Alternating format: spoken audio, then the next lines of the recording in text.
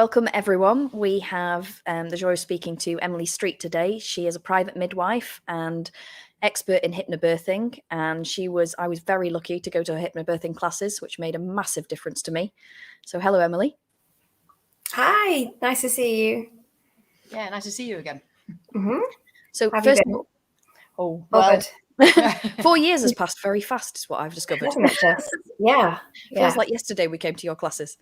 Mm-hmm. Yeah. And I took Sandra with me as my birthing partner, despite my husband works long hours. So we had a great time at those classes, and we really wanted you to share with everybody a little bit about how to have an amazing birth, really. Yeah, sure. I'd love to. I mean, the classes are obviously, they're quite in depth. It's three weeks, 3 sessions of 3 hours.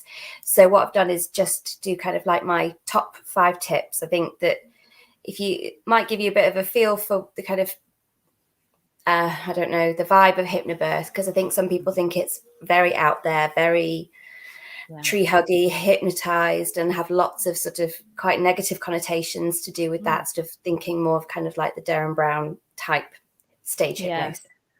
But I think what we realized actually talking to you was that you're very experienced as a midwife as well. So that gives you a real reassurance actually listening to those classes with you. I hope so. I think hopefully I can give a very realistic side of it. I originally got into it because there was a teacher who was guaranteeing women normal deliveries, guaranteeing pain-free deliveries. And then what we were seeing then in the hospital was a lot of women with very high expectations, but worse than that, thinking that they'd done something wrong, that they hadn't done the techniques right, they hadn't practiced enough or something. So that was when me and a friend went, right, no way, you can't, this is really not helpful for women. So we did the course now. It's very, very logical, very, loads of dads will say, oh, well, I don't know if I can make 3 sessions. And we go, okay, that's fine. Try and make 1. Yeah. They'll come to the first one and they're hooked because it just totally makes sense. And it's that kind of, we hear all the time people go, oh, well, I sat and listened to you and it was like light bulb, like that's so obvious. And it's things that we don't talk about and things that we don't expect. And I think there's so much negative press about birth and labour that people just sort of accept that it's going to be horrible. People like to share their negative experiences, I think, with you when you're pregnant. I don't know if you experienced that, but everybody wants to tell you their bad birth experience. Yeah, and I think that's part of them debriefing. I think that they want to talk it through and talk it out. And actually, unfortunately, they're probably in a room with other people that have had negative births. So it's trying to get them onto the positive birth wheel, where if you expect that it's going to be okay and you don't go in with a lot of fear, you're more relaxed, your muscles are more relaxed, all of the hormones work better, and you actually have that better birth that you've told yourself you're going to have. Unfortunately, there's too many people are on the negative loop of thinking it's going to be horrible, I'm going to need lots of intervention. They're scared of it. All they've heard is negative stories. And then because of that, the hormones and the body is tight, doesn't work as well. And then they do need intervention and pain relief and have the negative birth. So it's this self-fulfilling prophecy, isn't it? It's sort of trying to break that cycle. And, you hear lots of people say, oh, hypnobirth, just you wait. Okay, you're going to do it without any pain relief. And for one, that's not what hypnobirth is about. It's definitely not about trying to avoid pain relief. It's about having a positive experience no matter what happens. And I always say to people, some might have elective cesareans at the end of it. Some babies might be breech and that's what they choose to do. And some will have the absolute works. But I can guarantee that with the techniques of hypnobirth, they will feel calmer about it. They'll feel like they've kept some control. And being calm and in control is actually, when we sort of do audits of women's experiences, that's what comes out really, really high on the kind of how satisfied they felt, how positive they felt, that they stayed in control, or they were able to sort of voice opinions and be part of the decision-making process. That's actually more important than on paper what the birth was. You taught us to do that. You told us to write a birth plan. And I think my first birth I went to definitely didn't go as expected, and I ended up with an emergency cesarean. But the second one, you made me write a birth plan, and it was incredibly helpful. And I'm a doctor, but to some extent, you just don't really think it through properly. But that was such a nice thing to do, because it also showed me if something happened that I was willing to go down a different route, where I was willing to go. I think it was I don't know, from my point of view, I think I went into Jessica's first one as a birthing partner with 2 doctors in the room. And what surprised me was how many times I asked the question, what happens next? And how many times, for a start, the midwife went, well, we just wait 2 hours. And I went, okay. But after that, what happens? Well, we wait another 2 hours. Okay. But I have no idea what's happening. And I turned to the 2 doctors and went, what happens next? And they both went, we only see emergencies. We don't really see normal births. Yeah. And I went, so we're in a room. There's 3 of us in here and none of us know what happens next. And I was like, it feels like an exam we didn't revise for. Yeah. But And this then you is can feel a panic set is in. amazing. I know I felt panicked. Yeah. And it's what's amazing about birth, but it's also what a lot of people don't like about birth. We don't know. We can't control it. Mum and baby decide. And that, it's classic that lots and lots of doctors will have elective cesareans. 80% of doctors end up with a cesarean. Because then they can control it and they know exactly what's going to happen. But also, they've never seen I wish I had a crystal ball. Yeah, exactly. If I could, people say to me, what would you do? What would you do? And I'm like, well, I was really desperate to have a normal delivery. I really worked and practiced all my techniques and it worked. But I'll always say to people, look, everyone's got their own ideal and you've got to find where you're comfortable with.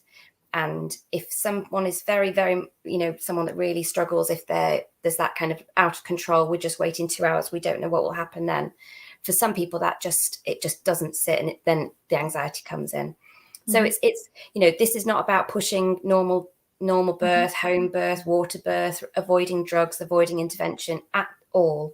It's about asking questions, staying in control of it, and having the best birth possible. It's really about what Hypnobirth for. That's something we found actually is all about choices. I think the first time we did it, we felt a little bit like there wasn't a choice. It was kind of like you were taking down a path. And actually, every time a choice was almost made for Jess, you could see her anxiety go up and her tension go up. And then they kept almost shouting at her to relax. And I was like, it's not going to work. No. And the more tension, and they almost put pressure on her as if to go, well, you've not relaxed. And I was like, well, that's not going to help for the type A personality. There's no way that you can be told to relax once you're in labour without having the knowledge beforehand.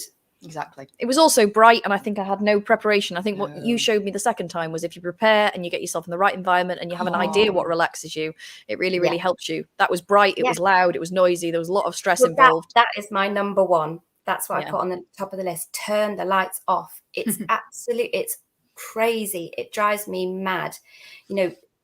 All of the hormones that you've got working for you that make birth, we're perfectly designed, as long as we can get into this zone, to have a birth that isn't crazy long. And when I say that, I'm talking about like under 24 hours. I'm not talking a nice quick 2 hour. You actually probably wouldn't want that kind of birth because it'd be very intense. But birth is meant to build up gradually. And with that, the hormones build up gradually. And if we're calm, we've got the oxytocin, which is the one that starts the contractions going, keeps them coming, delivers baby, delivers placenta, and then you get a load more coming because of breastfeeding, bonding, that sort of thing. So that's your oxytocin that you need. As well as that, you've got your endorphins, which is your own natural pain relief. Both of these hormones only come out if you're feeling safe, if you're, you've got privacy, you're not feeling watched. Otherwise, those two, they just don't get there. So I always say to people, if you're not feeling safe enough or private enough to walk around your house naked, then, and that feeling that someone's watching, so whether that's mother-in-law's there or, the gardener's in the garden, you're having decorating done, whatever it is, it just won't happen. It will not happen because those two hormones thrive on you being completely private. And you can feel that instinct. You can feel that instinct, actually. The second time when I had the water birth, I could really feel that I wanted to be in the dark away. I wanted to be quiet. Yeah. I didn't want people to mess with me. The first time, I think I tried to keep disappearing into the toilet because I wanted everyone to leave me alone. You could kind of feel it, that I just wanted to be out of that space. Totally. So often I'll go to home births and they have set up a beautiful birthing room, and then we end up doing it in the downstairs toilet, like down the back of the radiator, because that's where mum's just sort of hidden, wants to hide away. But the lights off is really important, because the second you turn the lights off, you get the melatonin, which is the sleep hormone. As soon as your melatonin goes up, your oxytocin goes up. So literally by switching off the light, you will get more oxytocin and therefore have a more efficient, more comfortable birth. It's a great tip. And what do we do in hospital? We put you under a big fluorescent strip light. Yep. And sometimes we'll leave the door open and there's only a curtain between you and the next lady. And there's people coming and going. All of those things, basics like I'm completely watched. I've got no privacy. I can be heard. I can't, go into myself and relax. It's so, if you look at any animals, they just won't do it when they're being watched. And yet we think that it's just gonna happen. It's, it's one of those weird things that when you say it to people, they go, God, it's so obvious. Yeah. But it has to be pointed out. And if your birth partner can have that as a job, like, right, as soon as we get there, turn the light off. We make that room as dark as possible, but also take in an eye mask so that if it is a sunny day or there's no, blackout blind or curtain even, you can stick that on and zone out, because that's going to absolutely change what your hormones doing. So that is my number one.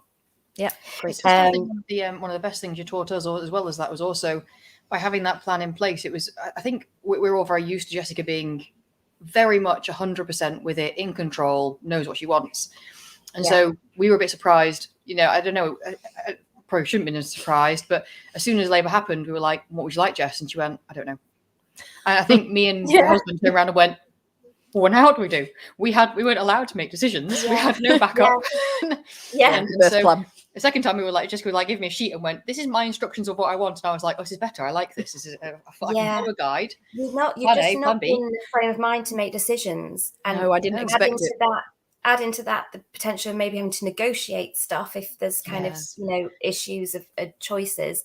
You can't weigh up risk properly. You haven't got that ability when you're in that frame of mind where you're trying to focus. But with a sheet, it's really easy. You just go, well, we follow this plan. Okay, that one's not worked. We go to this plan. And and the second time was so easy. It was just brilliant. We just followed the rules. And it also allowed mum to completely switch off, because she knows that's written down. She's not having to listen into a conversation or interrupt or go, well, remember that bit. It's there. And you can switch off. And they stuck it on the front of my notes. They're actually very good. The second time, even from very early in my pregnancy, I was like, this is my birth plan. And they stuck it on the front of my notes. And every time they came in, they're like, let's look for the birth plan, because they knew as well. Yes. And I think it helped the hospital. So I think actually it was good for them. Definitely. We're not mind readers. We need to know where you're at, what you want. And, most of the time, if you go in and say, we've done hypnobirth, they've got a fair idea of what you want. Yeah. But there's still, obviously everybody's different. Everyone's got personal things that they want to do. And we, I think some people kind of thought, oh, birth plans, it's really, it's demanding. It's asking a lot. I'm like, oh my God, if you can't be demanding when you're in labour, when the hell can you just go, right, I want a strawberry in my mouth every 5 minutes for the, anything. What do you want? What can we do to help? And that's where most midwives coming from is just, how can we help you have the best possible birth? And if you've got really clear instructions in your birth plan, then we're leaps ahead. Yeah. It's a great tip. Yep. Yeah. So my second tip is not to time the contractions, which people really struggle with, because they really kind of think this is what decides everything. It tells them where they're up to. It tells them when to go to the hospital or when to call the midwife and all of these things. So it's like they start to feel things and they're like, is it? You wait for 9-10 months for this moment, but when it happens, you completely deny. Every time I've just got, no, of course it won't be. But then they start to time them.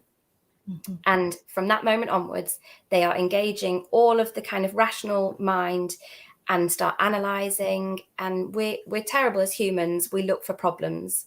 So we start to go, okay, well, they were every 5 minutes. Why is this one spacing? It's been 8 minutes. Where's this one gone? What have I done wrong? And so it's getting all of that fear, which is that fight or flight. It's what slows everything down and means that we're now working with stress hormones instead of those really good oxytocin and endorphins. So we want to kind of quieten that down. And this is why we struggle as humans as opposed to animals, because we've got that rational mind going, well, what about that? What if that?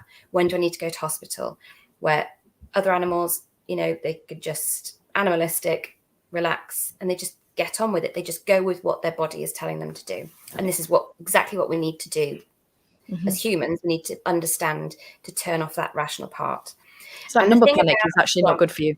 That number panic's definitely not good. It's a bit like being marked for an exam, though. It does feel like that. Also, a lot of people don't trust their own body, and I think that's what definitely you taught us massive with hypnobirthing, and that is listen to yourself. It's going to tell you the truth. Yeah. And also, if you think, it's been 4 minutes, I'm due on in 5, you start to brace and you start to tense, and that's everything that we don't want you to do. What I want you to do is sort of relax, potter around, try and take your mind off it. Don't start timing them.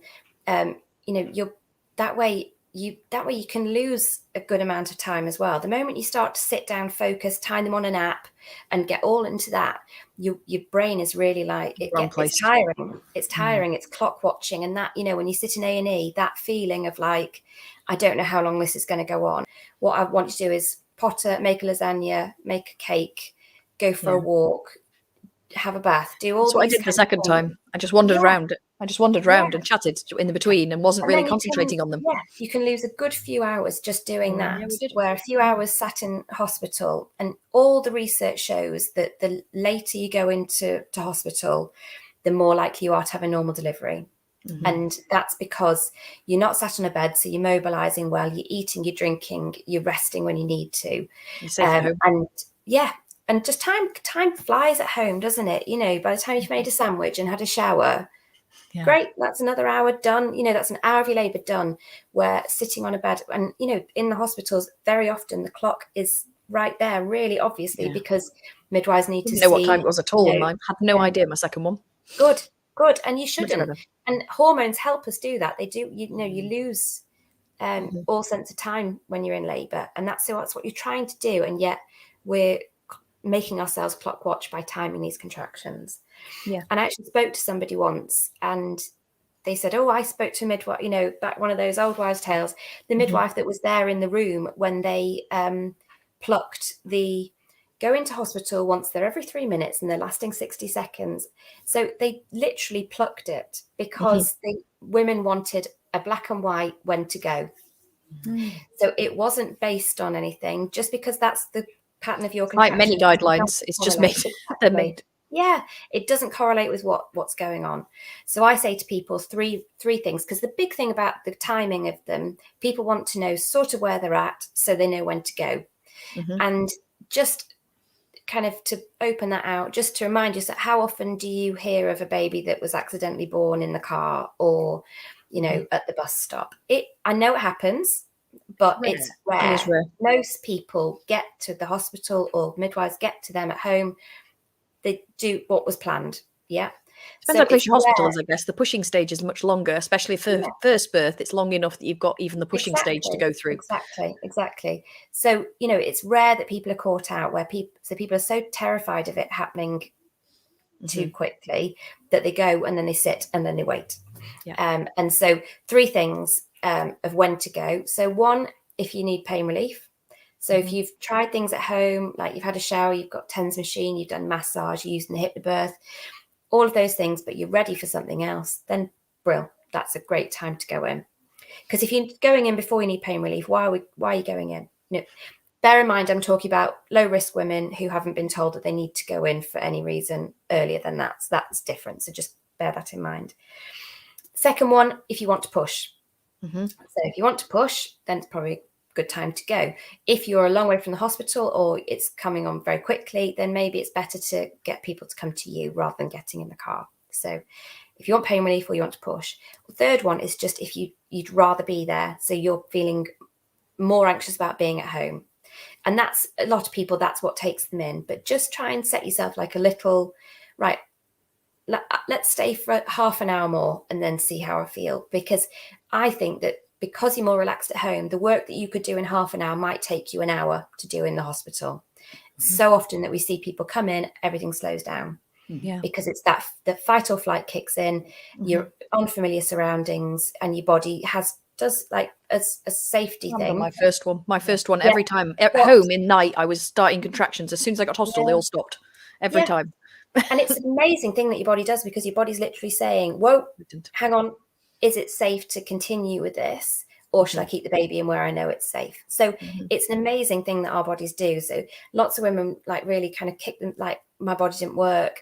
It kept stopping, and they don't realize actually that's the environment that they've been surrounded by. It's nothing to do with their body, and they've got to, no guilt. The way to deal with it is to find a way to change that environment so that you do feel very, very safe.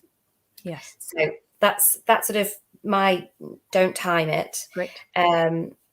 Staying at home, no magic pattern that sort of correlates with where you're up to. Labour, stop starts, that's the natural rhythm of it. So take advantage of that. Don't think, oh, I've got to, as long as I'm standing up and I'm moving around, those contractions keep coming. Rest, please rest, because I promise you won't sleep through or knock off active labour. If it's stopping and starting, you're in that early phase where the best thing you can possibly do is get a load of rest, because then you're going to be ready for the next stage. So that's a big one. Right. Any questions? Yeah, can we ask one question from one of our ADIO members? Yeah. So Sarah, one of our members, she asks, when is the best time to start the hypnobirthing classes? I always say to people, it's quite personal. I'd say if they're feeling at all anxious, start the sooner the better, because it starts to change. You're feeling more relaxed, you sleep better, you get all those benefits for as long as possible. Also, you get to use the CDs and things that you give people, the relaxation side. I did that for quite a long time before my birth, and it really helped me. Yeah, definitely. And also Hypnobirth is not about this day that you're giving birth. It's so much about sort of mental preparation, being calm, being relaxed, which is a brilliant thing to be, anytime in pregnancy. And it also carries straight on into parenting as well. I think it really kind of changes your, you can go, okay, instead of, it's a brilliant skill to have. So yeah, I don't think there's any too early. And, also there's no too late, because you could learn the very basics of this and go into labour tomorrow and it would make a difference. But most women will start sort of about sort of 28 to 34, because it tends to be over 3 or 4 weeks, the course.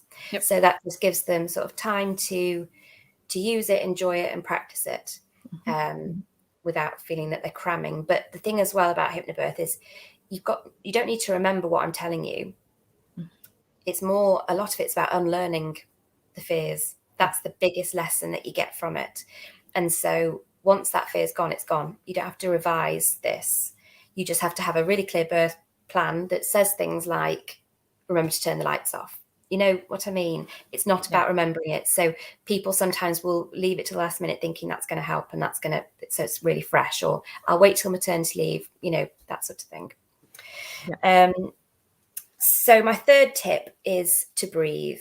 Okay. This is the most important thing, which sounds really silly, doesn't it? And I remember thinking, well, as a student midwife going, I can't believe they did breathing classes. This is crazy. But it's so true that we don't breathe very well. Whenever we're panicked or we're uncomfortable, we'll start to shallow breathe. And I've got my uterus here, which is my lovely big red. Brilliant. So the thing about this is it's a big, big muscle. Okay. And people don't think about it as a muscle. So this will work brilliantly, and they do every day. We wouldn't be here if these weren't amazing organs, but we've got to breathe to get them working well. If you're shallow breathing or you're hyperventilating, they just don't get the oxygen that they need, and then that muscle can't work as well. And what you've got is 2 sets of muscles like this overlapping, one contracts and one relaxes. So what's happening is these long muscles get shorter and shorter. So they go top to bottom on the uterus. So they get shorter and shorter. These round muscles that are tucked around the cervix, they relax and they open. So you've got 2 muscles working together. So people think that your uterus literally contracts and just goes bang and eventually pops out a baby. It's much more rhythmical than that. And the way to make it work is to breathe. And so, you learn a lot more about breathing when you do the Hypnobirth, but as a basic, you want to breathe deep and slowly. And it's not taking a nice deep breath in, lifting your shoulders and tensing up. It's much more about relaxing your shoulders and breathing into your tummy. So imagining that I'm going to pretend this is my tummy, imagining that you're inflating a balloon and then deflating a balloon. And that way everything stays soft, but that is, that oxygen is getting through to the uterus, which is how it works. Your body knows exactly how to have a baby. This is what we need to keep reminding ourselves. I can't teach you to have a baby. Your body already knows exactly how to do it. Breathe, relax, switch off, and the rest will happen. So brilliant. Breathe is a big one. Great tip. Yeah. Moo is my next one. So noises. Women make noises giving birth. It's completely normal, but they stop themselves. They get really self-conscious. They get in their head and they go, oh my God, I can't believe I'm making these noises. And they're apologizing to the midwives or the birth partners. But the thing to remember, really important about these noises, is we groan and we moan because it relaxes our muscles. And then that means that things soften and work better. Okay. So if you've got a really bad stomach ache, you moan, and that noise, that physical noise that you make relaxes muscles and helps the stomach ache. Can I show the picture that I sent over earlier? Because I just find this fascinating when you look at the organs of the body. So you can see how similar all of our throat, voice correlates to all. This is the pelvic floor and the uterus, the cervix, everything that's needing to soften and relax when we're giving birth. And so if we're tensing our jaw and making these kind of noises, everything is tight and tense, and it massively correlates then with what our cervix is doing, what our pelvic floor is doing. So there's a really kind of, it gets flung about sort of floppy face, floppy fanny, which is not a great slogan, but it's that easy to remember though. Good one to remember. If everything is soft, if everything is relaxed, if our shoulders are down, and if we're doing mooing, groaning noises, then that it just really knocks on to how soft all of the other muscles are in our body. So that's a really big one. Moo, hum, anything that's not a kind of anything high pitch or stressful. Gritted teeth, no. Hard jaw, no. Soften everything. And so that's a picture just to stick with you. I think it's beautiful. Yes, great. Brilliant. Okay. Yeah. And then the last one quickly, because I know time wise, but the last one is move. So there's lots out there about active birth, lots of, hopefully it does crop up into every mum's kind of radar, that basically if you are upright and you're leaning forward, that is the best way to get baby into the best position. If I show you here, so I've got my pelvis and baby. Okay, so baby has to go into the pelvis and then roll to the front so that the back comes around the front. That is the best and easiest way that baby is going to get out of the pelvis easily. Because when baby rolls to the front, they tuck their head down on their chest like this.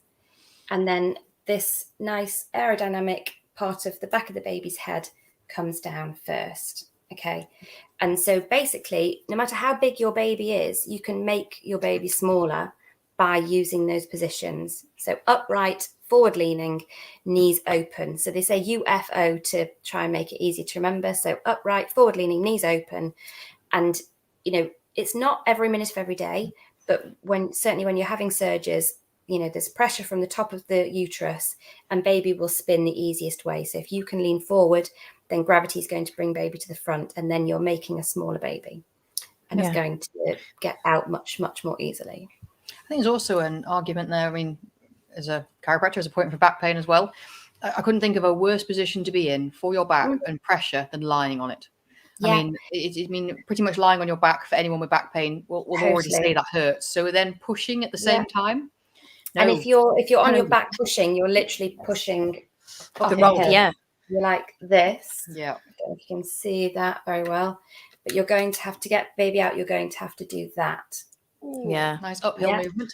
And then it's also realizing it's pressure on your coccyx. It's also realizing if you're being monitored or anything else, that you're perfectly okay to ask to stand up and be monitored and walk round, which I think a lot of people think they have to lie on their bed if there's monitors on or if there's other things, but actually they can accommodate you to stand up and walk round or kneel or be on all fours, whatever. I've done a few labours on all fours. My patients with bad backs, and it's amazing the difference. They've given birth to a second or third child on their hands and knees and gone, I just can't believe how easy, much easier it was. I gave birth my second one on my knees. It was much easier. Yeah. But some women just don't know that they're allowed. You know, that is there a choice? Do I get to say that I don't want to be on my back? And absolutely, you know, that I think that's one of the most important things having a birth plan. That I do not want to be on my back, because that way you've, you know, it's been vocalized. They shouldn't even sort of suggest it as a, shall we try? You know. Yeah. That's fantastic. And I really think that's everything about labour, and that's basically everything about the birth and everything from you, Emily. And that is, you just showed us we had a choice. Yeah. There was a choice in everything we did. And I think we could pretty much talk to you for probably the next 3 hours, because it's so fascinating and it made such a life-changing difference to Jess and me. And I so highly recommend your classes to anybody who can possibly attend them. Thank you very much. Thank you. So we recommend Hypnobirthing, of course. We recommend Emily, of course. For all our ADIO members, of course, everything we have is going to be put into the library, so you can see these webinars at any point. We also have a system of different webinars. We interview different guests at all times, and anyone who is a member is welcome to come along, and they can see all those, even if they've been recorded in the past. But thank you very much for joining us today. Yeah, it's been a pleasure. And we can't wait to talk to you again in the future. Yeah, thank you so much. Thanks. Lovely to see you both. Lovely to see you.